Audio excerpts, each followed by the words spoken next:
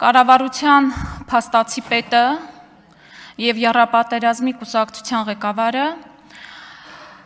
քիչ առաջ հանդես էր եկել ելույթով ներկայացնելով կառավարության ծրագիր կոչվող փաստաթուղթը։ Ճիշտ այնպես, ինչպես 5 տարի առաջ նույն խրոխտ ոճով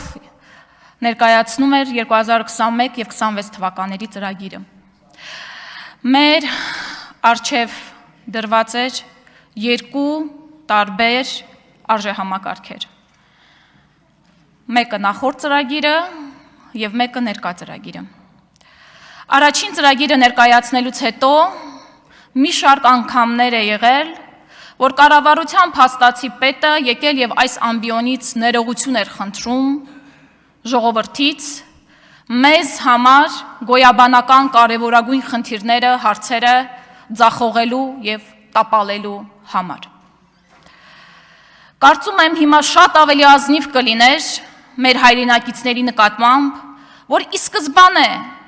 նա գար այստեղ եւ կոնկրետ նշեր,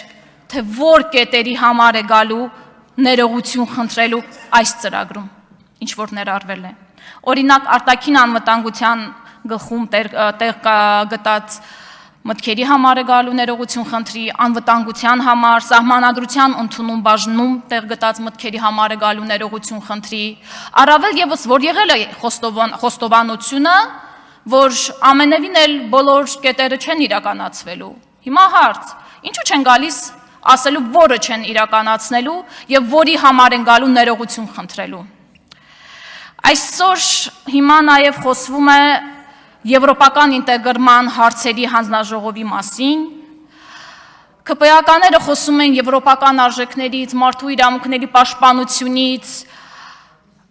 բայց կեղծ եք դուք, կեղծ եք, որովհետև հենց այսօր մեր բոլորիս աչքերի առաջ տեղի ունեցավ հետևյալը։ Տեղի ունեցավ այն, որ բերման է ենթարկվել Հայաստանի Հանրապետության երկրորդ եւ Արցախի Հանրապետության առաջին նախագահը։ Արցախի միակ նախագահը, ով այսօր ազատության մեջ է։ Մյուս նախագահները Բակո Սահակյան, Արկադի Ղուկասյան, Արայիկ Հարությունյան, Իլհամ Ալիևի հրամանով գտնվում են Բաքվի բանտում։ Իսկ Արցախի Հանրապետության առաջին նախագահը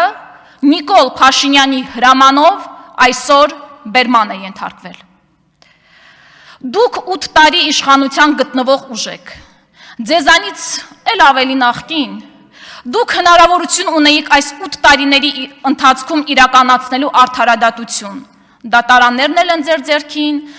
մեկ մարդու հրամանով դատարանների դռներն են փակվում եւ բացվում, SMS-ով դատավոր է աշխատանքից ազատվում։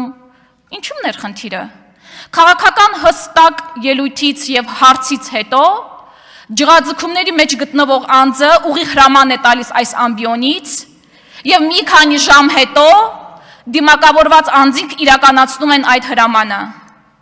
Ձեր արդարադատությունը քաղաքական է եւ ընտրովի։ Դուք կեղծ եվրոպական արժեքների ջատագով եք։ Որ ասում ենք կեղծ, հենց սրա մասին էր խոսքը։ Իմիջիալոց խոսվեց նաև նախկիններից, նոր հիշատակվեց Անգելա Մերկելը, եւ ես ակամայից հիշեցի, որ կար եւս մեկ քաղաքական գործիչ, ով որ օրինակ էր բերում Անգելա Մերկելին, եւ դա հանրապետական կուսակցության անդամ Էդուարդ Շարմազանովն էր։ Անհարմար բան ստացվեց, պարոն Հարությունյան։ Եվ իմիջիայլոց, պարոն Հարությունյան, հարցրել եմ, պատմել է, ես էլ կպատմեմ հարմար առիթի, անցնենք առաջ։ Ինձ թվում է, թե ձեզ մոտ այնպիսի տպավորություն է, որ կարող եք գալ ներկայացնել մի փաստաթուղթ, որը լիովին հակառակն է ձեր նախորդ ներկայացրած փաստաթղթի, ու մտածել, թե ձեզանից հաշվետվողականություն չեն պահանջելու։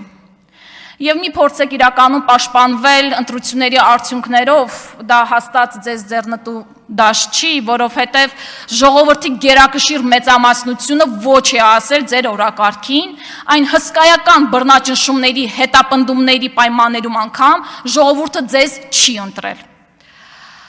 Եվ պարոն Կարապետյանը խոսեց 3 պառակտումների մասին, ես մի փոքր այլ մոտեցում ունեմ։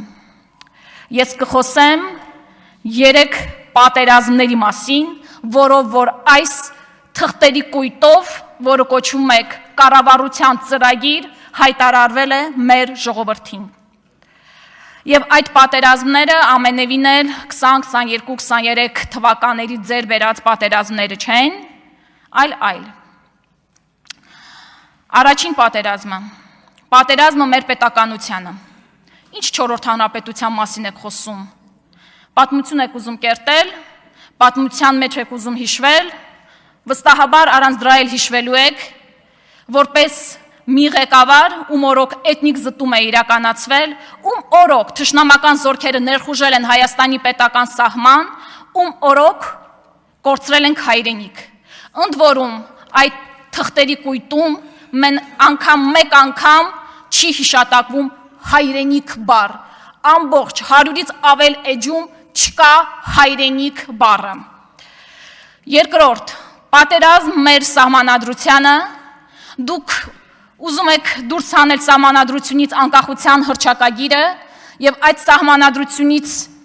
դուրս հանելով որևէ լեգիտիմություն չի մնում այդ սահմանադրության մեջ, քանի որ անկախության հռչակագիրն է հենց լեգիտիմության աղբյուրը, անկախության հռչակագրով է հենց ծնվել Հայաստանի Հանրապետությունը։